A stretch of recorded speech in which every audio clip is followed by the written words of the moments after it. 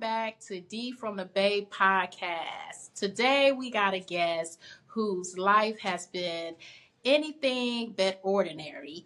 He was born into a Christian household, raised with faith and values. Along with the journey, the street life became louder than church. He's had experience being in the prison system, building the name in music, carrying his legacy. Today we're going beyond and we are going to get the background of Kilo. Kilo is in the house. So welcome, Kilo. How are you? I'm good. I'm just chilling.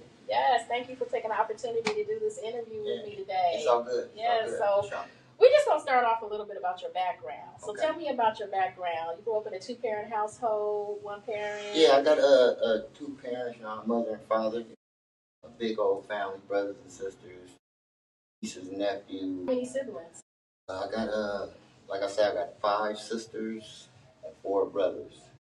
You know what I'm saying? So, And you were the baby boy. The baby boy, and actually, like I say, my mother and father had me when, you know what I'm saying, when they was older, so I kind of consider myself a grandparent's kid already.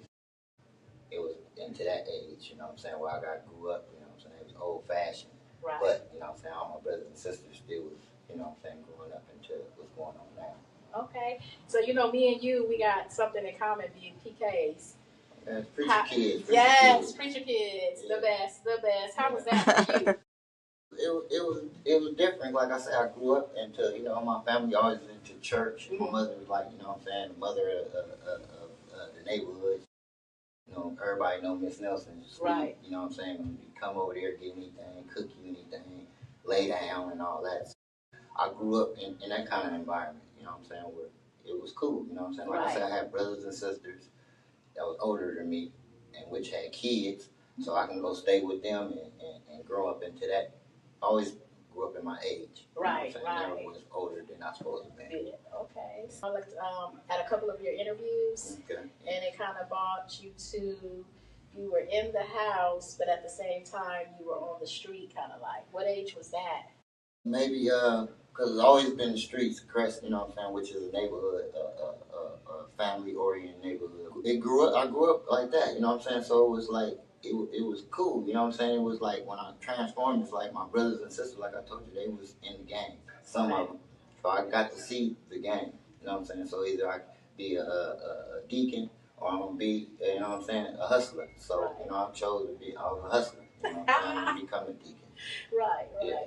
Why not the deacon?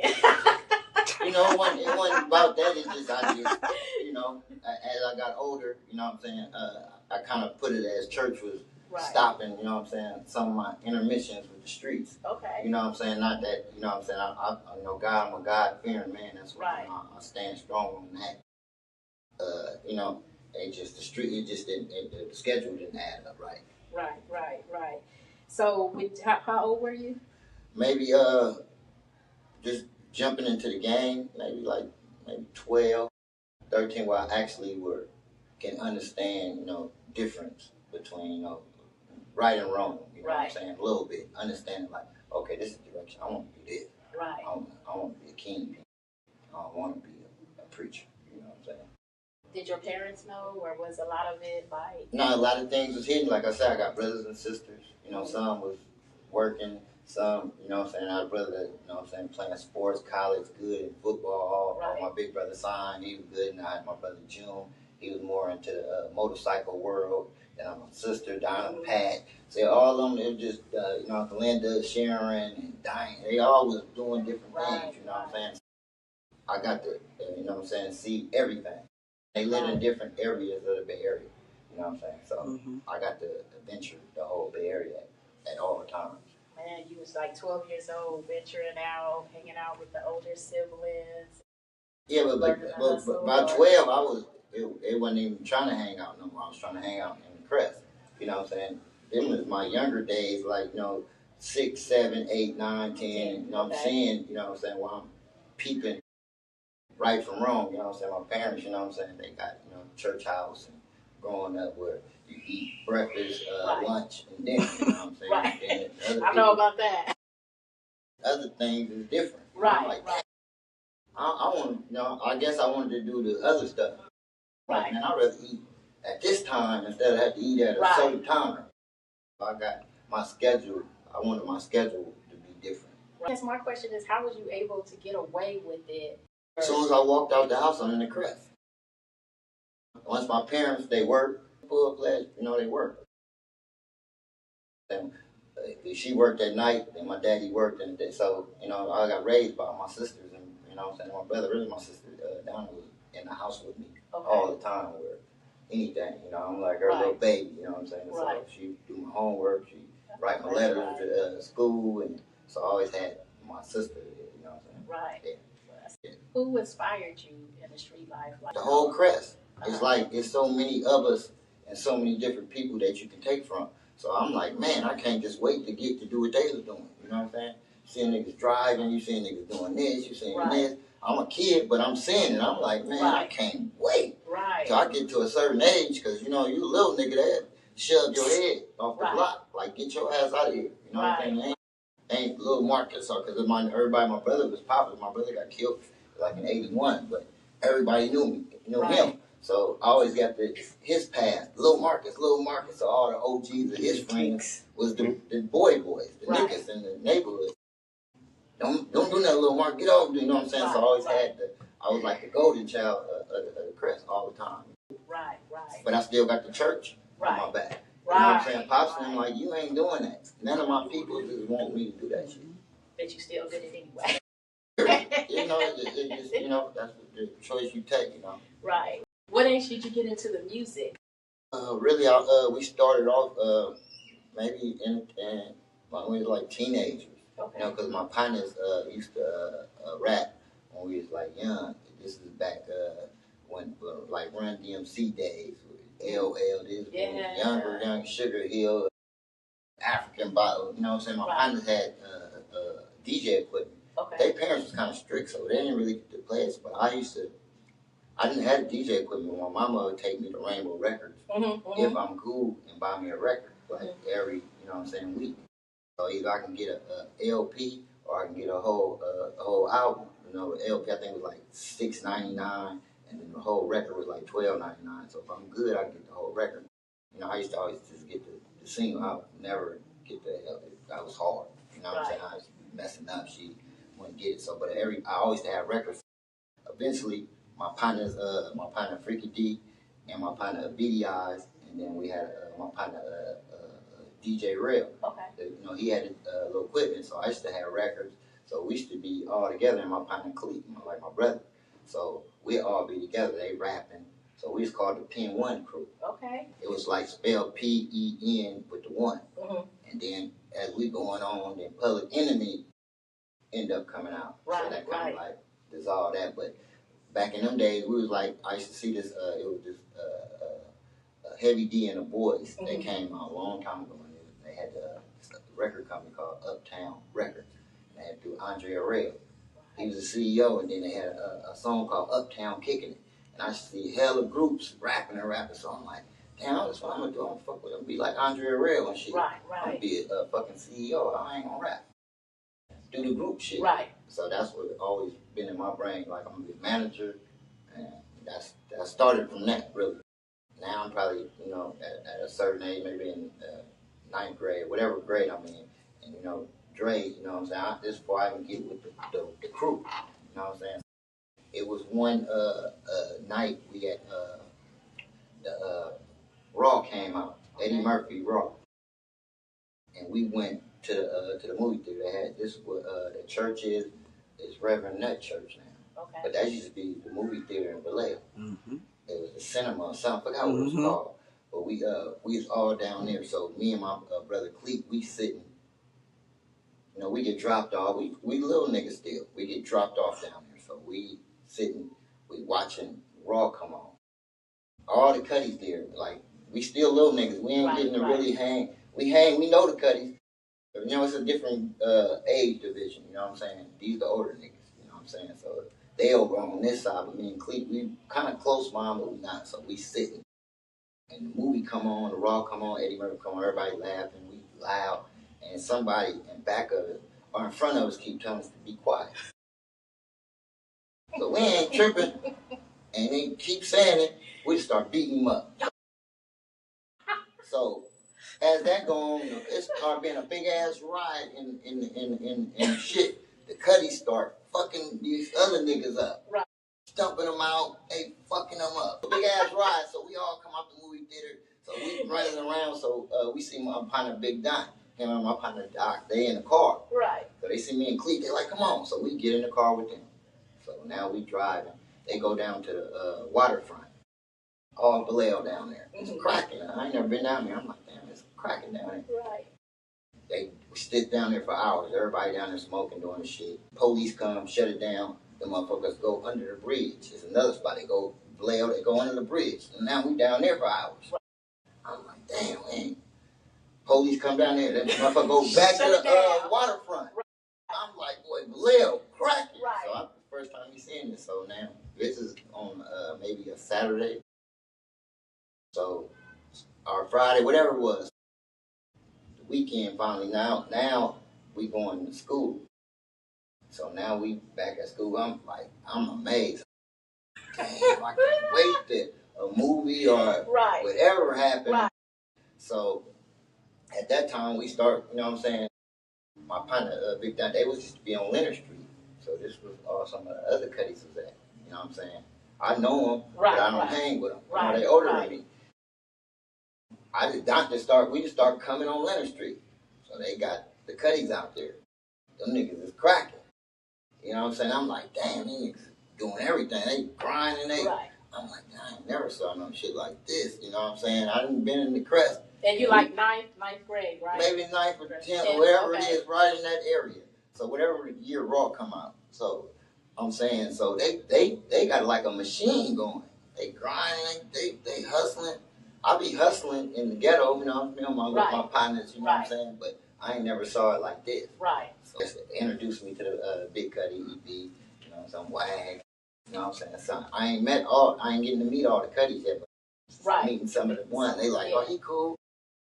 I start coming out there, you know, coming out there more. I'm starting to run into all the Cuddies. I ain't met Dre. Dre gone. I can see him further. I met Babe. I met Nut. You know what I'm saying?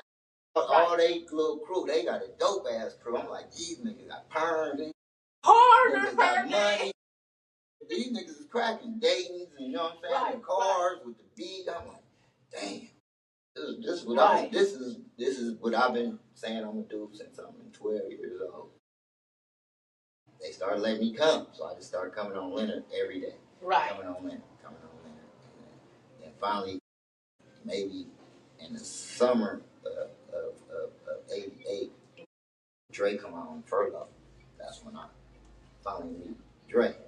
I met him all the way, but this is Cuddy, little Cuddy Kilo, this Cleve, and you know what I'm saying? They introduced me. So I'm like, damn. So they go to the studio, he make the song Too Hard for the Radio. Go back on furlough bound. As it go on, then we finally get out, then we just start. That's how it became, you know what I'm saying? The music shit. I don't even know if they was saying the romp yet, but I know they was the Leonard Street, you know what I'm saying? Leonard Street family. Right. So I'm like, this is the dopest shit ever. Like these niggas, you know what I'm saying? I already know them. We all grew up, you know what I'm saying, through playing baseball, Little League and all that, but I never hung with them to this extent, where it's a crew, you know what I'm saying, niggas what I'm trying to do. Right. So I'm like, this is dope. And let me start being with them. Eventually I start being with the Cuddies. Graduated from high school. Then graduate, we went through a whole stream of shit with high school. Okay. Hogan days, and that's when I picked up from the Crest on a bus. They'd take us way across town. So that kind of had us, you know what I'm saying, we over there, so we used to kind of get into it a lot. Right. So then I got kicked out of school, kicked out of Hogan. I went to People's High for a minute. You know what I'm saying? Then eventually, my 12th grade year, I ended up getting to come back to Hogan. Okay. I got threw out the whole Vallejo district then. Damn. Dang. So then, what gets you caught up to do time? But they had a sting operation where they had these camera crew. You know, they put the cameras and trying to hide them, or they trying to film us selling dope. I used to this dude named, he used to call it the $100 Man.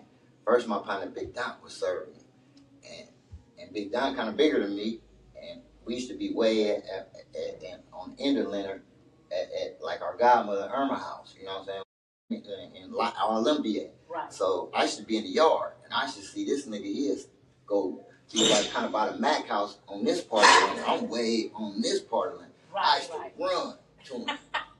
And $100 so that's how I started serving. I'm serving this motherfucker hella time. But one time I served him, and nigga, I come out the house, and the tabs pull us over. And when he pulled me out the car and searched me, asking my name, they didn't really search me, just asked me my name, give my name, and then the police nigga, which is one detective named Rich, he tell me, he said, I know you got dope in your nuts, whatever, you know what I'm saying? He let us go. But the Cuddy's like, oh, you hot, Cuddy? I'm like, man. So I didn't know that he was just writing my name down. He just wanted to see who the nigga was selling dope. Right. Write my name down. So eventually, as it gone, they released the indictment. So that's how I get pulled. I was a juvenile, they pulled me over. I had like 8 counts of serving this dude on camera. So that's how I ended up going to the boys' room, South Spring. That's when my life. And I was going to Hogan, so I had to leave. They kicked me out. No, as a matter of fact, they kicked me out of Hogan. Maybe I had to start going to Fairfield. I was going to a school named Samuel in Fairfield, a continuation. But it was over. I had already got my dope case. How did that, did it change your life to where when you got out, you was just like, I'm not selling drugs no more? Man, I'm on my furlough. I had rocks. I'm telling you, I always had dope. So I'm like, man, I'm just I'm tripping. I just can't wait to get back out. Right. The crest never stopped. It's cracking. Like, nigga, you just gotta have a dope sack. Whatever your profession is in the streets, right. If you choose it at that time, nigga, that's what you're gonna be. So if you choose to be this, it's open for you. Right. And that's how I was carrying. So I got on a furlough. We in the car. This dude I know, he come tell me he got a sale. I got dope at the house. You know, we on my street right. So I'm like, all right, what do you want? Tell me. I go in the house, get the dope, I serve the nigga. It's kind of like, I ain't tripping on it. Right, serve him back. Get back in the car. Taz comes. Damn. So we see him coming. At this time, we get out the car. They like, I'm trying to walk into the house. My house right there. Right. They like, man, come here. So I come. I'm like, what's up? I'm like, man, my house right there. Like, what's your name? Tell me my name. I asked my partner his name. He said his name, kind of stuttered. Right. Say, bam. Go back to Fox. Get out. Maybe, do my Fox. Maybe I think I did about, went back. Whatever it was, I get back out. Now, they didn't arrested my partner for this.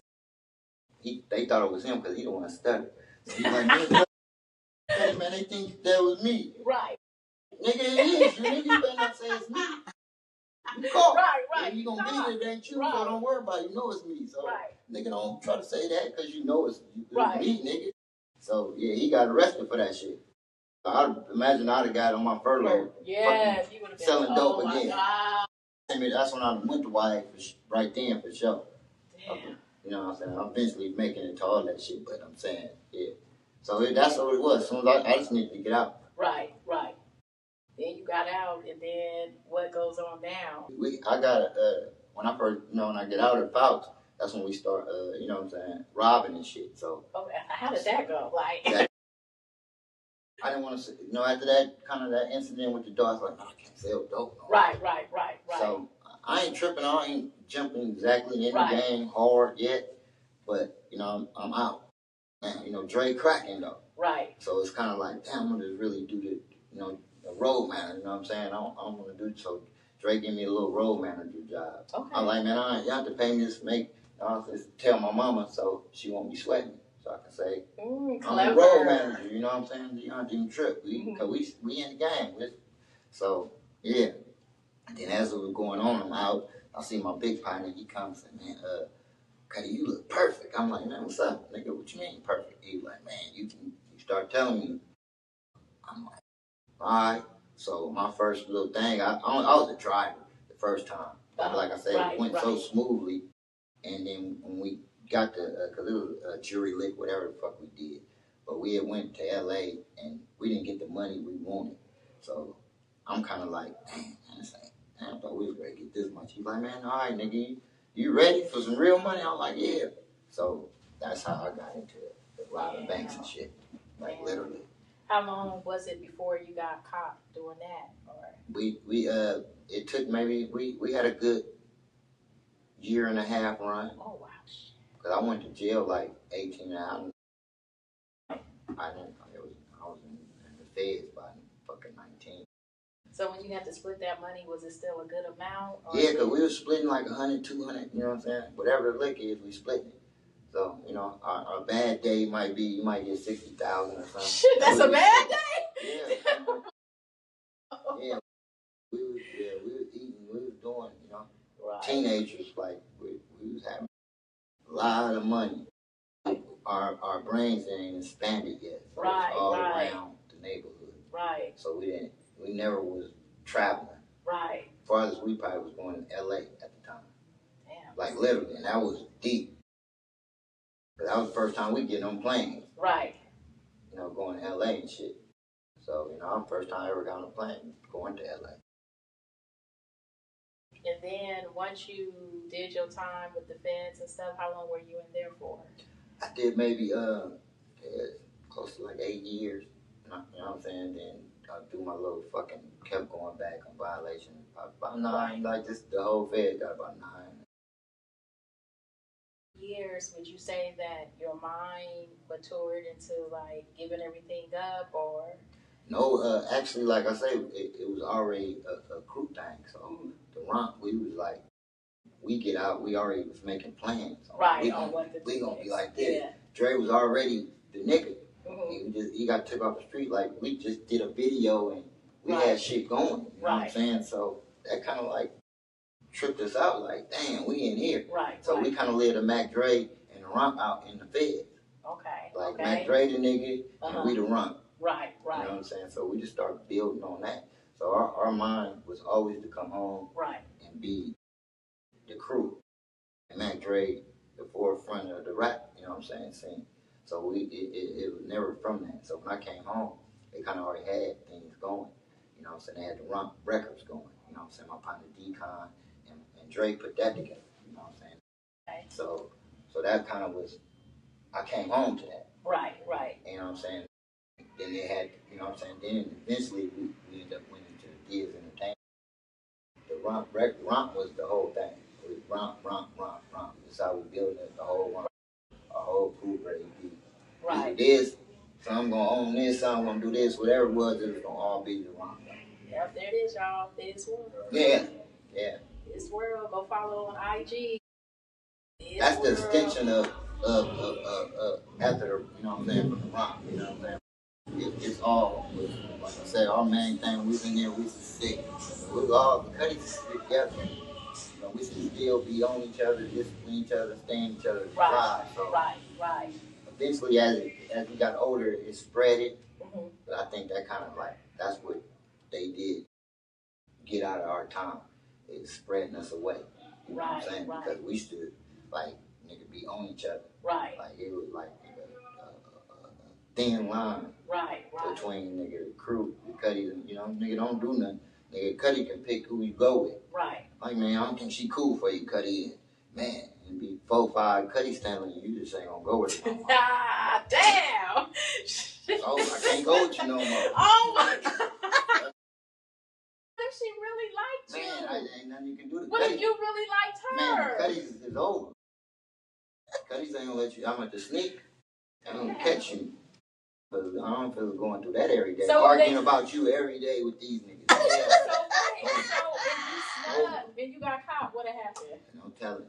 They ain't gonna be. We weren't fighting and doing shit to each other, but it would be just to hear it. You don't want to hear that shit. You can be walking from the street and you see them niggas talking about you know. But what if she was a really good girl? Man, they don't. I'm telling you, they done already made their decision. 4, 5 of them. It's enough of us. But if it's 5 of them Cuddies against you, what you gonna do? You arguing? I'm telling you, they arguing. Yep, Cuddy, no cool. They telling you about what she done did. This. You like, oh, that's over. Damn. Yeah. Can't even have a relationship. Nigga, it can be some food that if all the cutties don't like it, you better not eat that shit. What if you really like it? You ain't the cutty. Nigga, we ain't doing it. Why you doing it? Right. We had that kind of crew.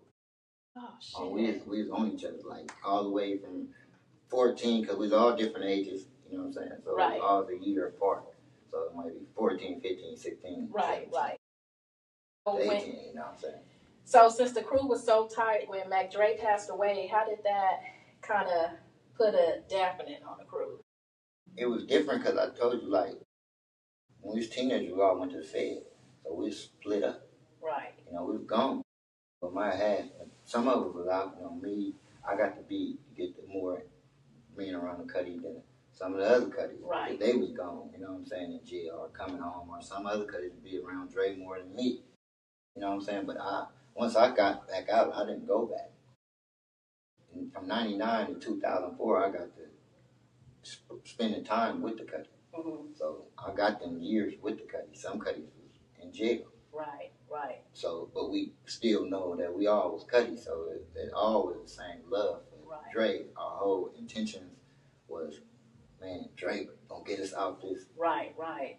A cutty, we got a talent, you know what I'm saying? So we knew that. Right. So that's what we was all on that, you know what I'm saying? How did that affect you, man? Man, it fucked me up. Mm-hmm. I ain't gonna lie, like, when it first happened, I didn't want to hear nothing. Mm-hmm. I didn't turn on the radio, talk to nobody. Moms couldn't even talk, and that's my partner.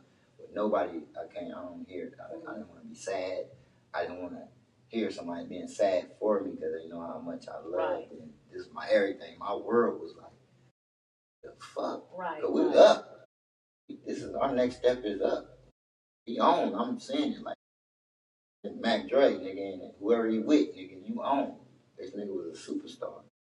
Like doing everything. Like, man, I'm like, this nigga was a real fucking star. In the area that when he went to Kansas, I'm like, he fucking a god out there. Like literally. President, you would never in ever spot it would be, never think that can happen out there. Mm. Probably out here before. Right. You know what I'm saying? Because we living out here. Right, and we diggling. But out there, we like, nigga, it's impossible. And that shit fucked my. I didn't even want to believe it because they was already saying, Dre this, Dre had an OD, or Dre this, Dre. Mm-hmm. It was already, you know what I'm saying? So he's playing. Like, nigga, whatever. Nigga, all right, nigga, all I do is hug babies, kiss babies, and, you know what I'm saying? Right. All the shit. He was doing his shit, you know what I'm saying? It's Mac Dre. Yeah, that fucked us up, you know what I'm saying? It's still a stall in my life because what if? You know what I'm saying? I live through that. Like, damn. The struggles or the shit that I go through mentally or just physically, whatever I go through, I know that, like, it's not my cutty, I'm my big brother. Right. You know what I'm saying? We caretakers of each other, so they got to lose that. That shit was like, woo. Right. Hell yeah, that fucked me up more than, you know, even after the fact, I didn't got, I came more out the closet of showing my face, because when he was here, all I do is sit, play music, act like a DJ. You know what I'm saying? This nigga had me like, nigga, just handle the business. I'm gonna do Mac Dre, and you know what I'm saying? He was big, and we was teaming our cutties together, and niggas was coming home one by one.